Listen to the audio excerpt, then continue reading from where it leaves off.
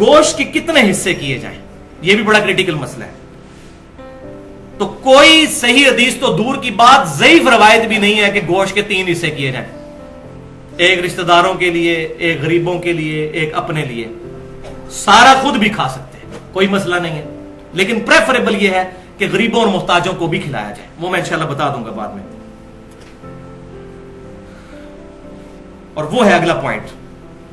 اور یہاں بات یاد رکھیں، حنفی بھی یہ بات نہیں مانتے.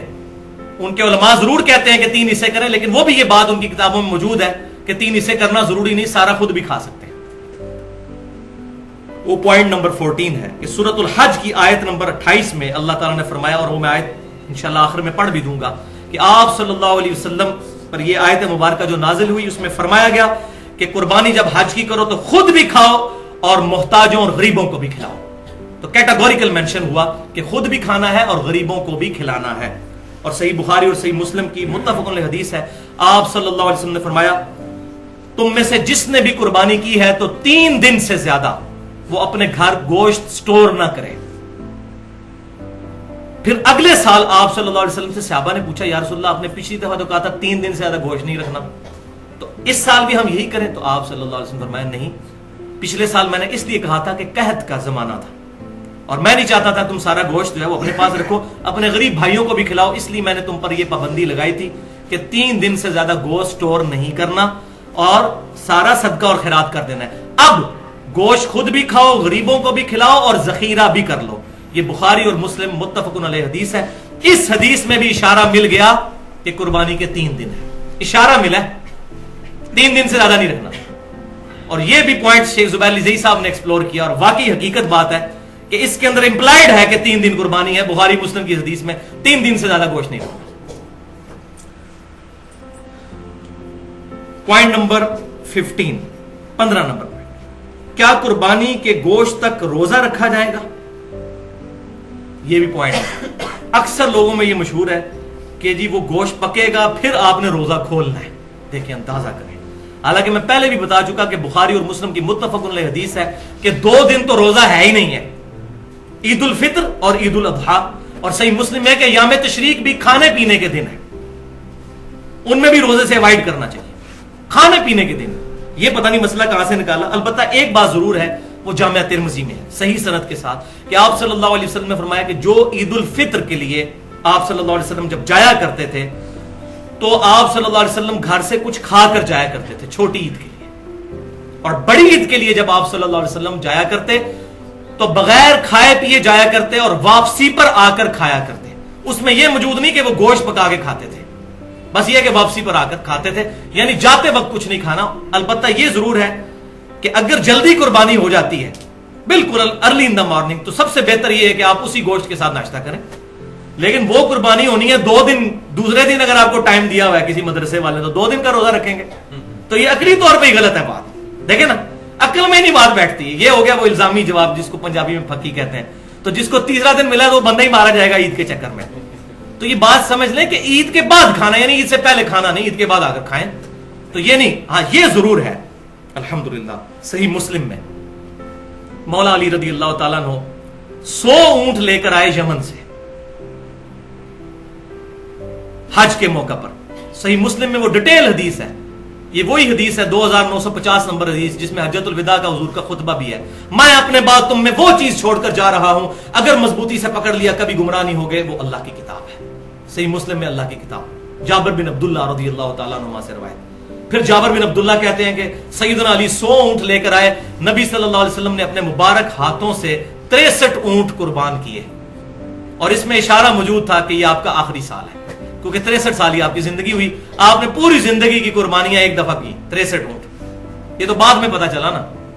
اور بخاری اور مسلم میں حدیث ہے بڑی رکت والی. صحابہ کہتے ہیں حضور ہم میں موجود تھے اور ہم کہا کرتے تھے یہ حجۃ الوداع ہے. یہ واو پہ زبر ہے، ودا نہیں لفظ ہوتا، حجۃ الوداع. لیکن ہمیں اس وقت نہیں پتا تھا ہم اسے حجۃ الوداع کیوں کہتے ہیں، حالانکہ الوداع ہی تھا. تو بعد میں پتا چلا یہ حجۃ الوداع کیوں ہے، آپ صلی اللہ علیہ وسلم کا وہ آخری سال تھا. تو حجۃ الوداع کے موقع پر آپ صلی اللہ علیہ وسلم نے 63 اونٹ اپنے مبارک ہاتھوں سے قربان کیے، اور پھر 37 اونٹ سیدنا علی کو کہا کہ تم قربان کرو. تو سیدنا علی نے وہ 37 اونٹ قربان کر کے 100 کا ہنسا پورا کیا. پھر جابر بن عبداللہ کہتے ہیں آپ صلی اللہ علیہ وسلم نے حکم فرمایا کہ ہر اونٹ میں سے ایک ایک گوشت کی بوٹی لی جائے 100 اونٹوں میں سے, اور پھر اس کو ایک دیگ میں پکایا جائے. یعنی 100 اونٹوں کی ایک ایک بوٹی لے کر وہ پھر دیگ میں پکائی گئی. پھر گوشت اس کا تیار ہوا تو جابر بن عبداللہ کہتے ہیں پھر ان دونوں نے بیٹھ کر کھایا. کس نے؟ نبی صلی اللہ علیہ وسلم اور سیدنا علی رضی اللہ عنہ. تو لیکن یہاں پر یہ کریٹیکل مسئلہ بھی سمجھ لیں کہ اونٹ کا گوشت کھانے سے وضو ٹوٹ جاتا ہے. یہ صحیح مسلم میں حدیث ہے. آپ صلی اللہ علیہ وسلم نے پوچھا گیا یا رسول اللہ صلی اللہ علیہ وسلم ہم بکری کا گوشت کھا کر وضو دوبارہ کریں؟ فرمایا مرضی ہے, کر لو, ٹھیک نہ کرو تو کوئی حرج نہیں. پھر پوچھا اونٹ کا گوشت کھا کے, فرمایا کہ اونٹ کا گوشت اگر کھاؤ تو پھر وضو دوبارہ کرو. اس میں وہ جو ایک عجیب سا قصہ مشہور ہے کہ وہ کسی صحابی کی ہوا خارج ہو گئی تھی تو آپ صلی اللہ علیہ وسلم نے فرمایا جس نے اونٹ کا گوشت کھایا وہ جا کے وضو دوبارہ کرے. وہ روایت کوئی ثابت نہیں ہے. اس میں تو واضح صحابی خود پوچھ رہے ہیں کہ بکری کا گوشت کھا کے, فرمایا نہیں کرنا, اونٹ کا گوشت فرمایا کرنا ہے. تو اونٹ کا گوشت کھانے سے وضو ٹوٹ جاتا ہے. وضو, غسل, تیمم اور طہارت کے مسائل پر میری پوری گفتگو ہے اہل سنت پاک.com پر, مسئلہ نمبر 42 کے نام سے 2 گھنٹے اور 20 منٹ کی, اس میں نے ڈیٹیل کے ساتھ احکام بتائے ہیں. اب الحمدللہ 5-7 منٹ میں یہ آخری 2 پوائنٹ کور ہوں گے اور ہماری گفتگو الحمدللہ کنکلوڈ ہو جائے گی. Point number 16, second last point, کھال کا مصرف کیا ہونا چاہیے؟ کیونکہ کھال تو بڑی مصیبت بن گئی ہے. پہلے تو خالی مولوی لڑتے تھے کھالوں کے لیے, اور ان کا بس چلے تو آپ کی کھال بھی عید والے دن اتار کے لے جائیں اور جا کے اس کو بیچ کے تو اس سے جو ہے چندہ اکٹھا کریں. لیکن اب سیاسی جماعتیں بھی میدان عمل میں اتر آئی ہیں. خصوصاً کراچی شہر کے اندر تو عید قرباں پر قتل ہو جاتے ہیں کھال کے چکر میں. وہ 1,500-2 ہزار کی کھال ہوتی ہے اور بندہ مار دیتے ہیں. یہ کھال ہم نے لے کے جانی, وہ کہتے ہیں ہم نے لے کے جانی. پھر ایک ایک مکتبہ فکر میں, بریلویوں میں, دیوبندیوں میں, اہل حدیث, اہل تشیع میں, ان میں بھی جتنی پارٹیاں بنی وہ آپس میں کھال کے پیچھے لڑتے ہیں. اور بعض لوگ تو بیچارے صرف اس لیے 2 قربانیاں کرتے ہیں کہ ایک پارٹی کو ایک کھال دیں گے, دوسرے کو دوسرے کو, تاکہ دونوں خوش رہیں. ٹھیک ہے, یہ بالکل حقیقت ہے. اور یہ سارا مسئلہ جو ہوا ہے نا وہ ہوا ہے فتنہ مال. میں پھر ریپیٹ کروں گا, مسئلہ نمبر 51, 1.5 گھنٹے کی گفتگو, رزق حرام, فتنہ مال اور دنیا پرستی کا انجام اور اس کا علاج. آج تک کسی بندے نے رزق حرام پہ یہ گفتگو نہیں کی ہے. کیوں؟ کہ وہ پرٹیکولر آیات ہے ہی علماء کے بارے میں ہے کہ یہ حرام خور ہے. وہ ساری آیات میں نے پیش کی ہیں. امت کے بارے میں تو بعد میں ہے. جامع ترمذی میں صحیح حدیث ہے, ہر امت کا ایک فتنہ اور میری امت کا فتنہ مال ہے. تو میں نے ڈیٹیل کے ساتھ اس میں بیان کیا ہے. تو صحیح بخاری اور صحیح مسلم کی متفق علیہ حدیث ہے اس کھال والے کانٹیکسٹ میں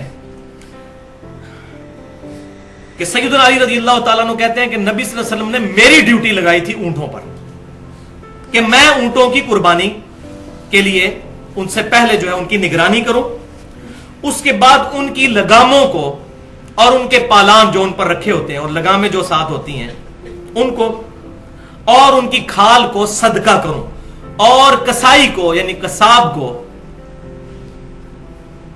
اس کی اجرت نہ دوں کہ اس کے کھال اس کے حوالے کر دی جائے کہ یہ اجرت ہے تمہارے قربان کرنے کی, اپنی طرف سے اجرت دو.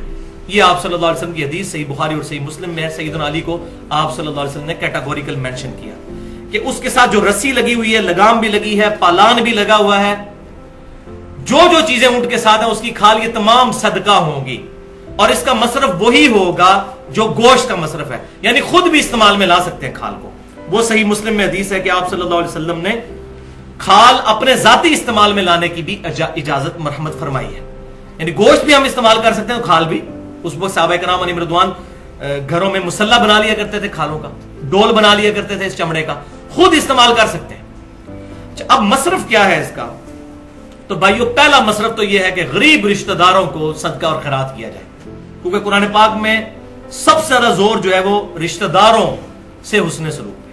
اس کے بعد جو بھی لوگ دین کے لیے کام کر رہے ہیں یا این جی اوز ہیں, مثال کے طور پر عیدی ویلفیئر ٹرسٹ والے ہیں, شوکت خانم والے ہیں, اسی طریقے سے الخدمت فاؤنڈیشن ہے جماعت اسلامی کی, وہ ہیں, اسی طریقے سے فلاح انسانیت جماعت الدعوہ کی ایک ونگ ہے جو یہ کام کر رہے ہیں. تو جو بھی خدمت خلق کے لیے کام کر رہا ہے ان کو بھی دے جا سکتی ہے کھال, الحمدللہ, اس میں کوئی مسئلہ نہیں. پوائنٹ نمبر 17, آخری پوائنٹ, اور یہ خصوصاً بیرون ملک مقیم مسلمانوں کے لیے کیا غیر مسلم کو قربانی کا گوشت دیا جا سکتا ہے یا نہیں؟ انشاءاللہ میری علم کے حد تک اب کوئی مسئلہ ایسا نہیں جو میں نے ایڈریس نہ کیا ہو، تو یہ مسئلہ بھی اب سمجھ لیجئے کہ قرآن پاک میں کیٹاگوریکل یہ سٹیٹمنٹ ہے، سورۃ الحج آیت نمبر 28، بسم اللہ الرحمن الرحیم، فَكُلُوا مِنْهَا وَأَطْعِمُوا الْبَائِسَ الْفَقِيرَ۔ تو جب یہ قربان کر چکو جانور تو اس میں سے خود بھی کھاؤ اور محتاج غریبوں کو بھی کھلاؤ۔ اب اس میں غریب مسلمان ہے یا غیر مسلم، اس کی کوئی تفریق نہیں، اور نہ ہی کسی حدیث کے اندر یہ تفریق آئی ہے۔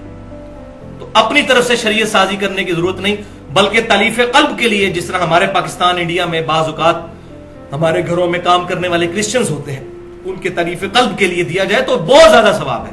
لہذا غیر مسلم کو قربانی کا گوشت دینے میں کوئی حرج نہیں ہے اس آیت کے تحت۔ الحمدللہ اس پہ اہل سنت کے تینوں گروہ، بریلوی، دیوبندی اور اہل حدیث اور اہل تشیع بھی متفق ہیں۔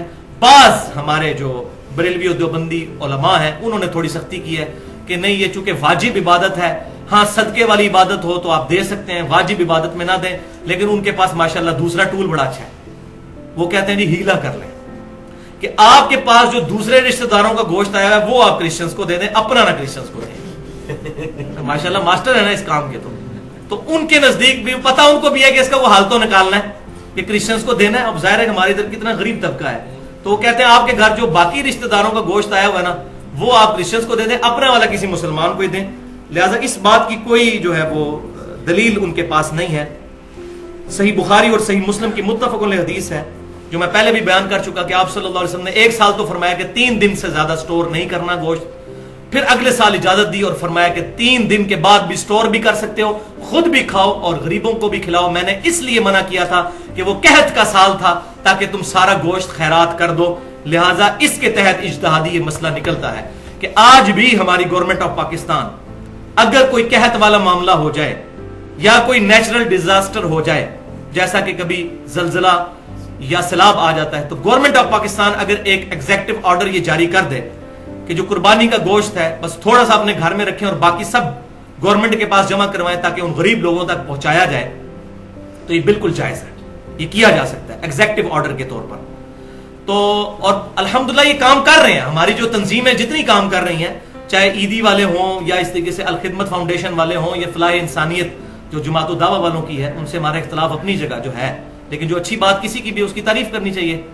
تو یہ جتنے لوگ یہ کام کر رہے ہیں یہ وہی کام تو کر رہے ہیں، اور میں الحمدللہ میں بھی یہ پچھلے کئی سالوں سے قربانی ڈائریکٹ انہی لوگوں کو ہی دیتا تھا، گھر میں نہیں، کہ جو لوگ زلزلہ زدگان کو یا اس طریقے سے سیلاب زدگان کے لیے وہاں قربانی کرتے تھے اور ان کو سارا تقسیم کر دیتے تھے۔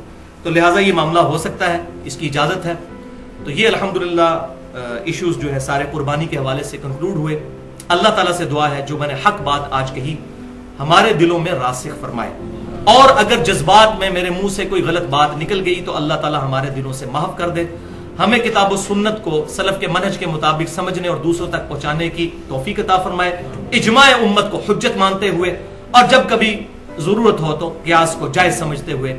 سبحانک اللہم و بحمدک، اشہد ان لا الہ الا انت، استغفرک و اتوب الیک، وما علینا الا البلاغ المبین۔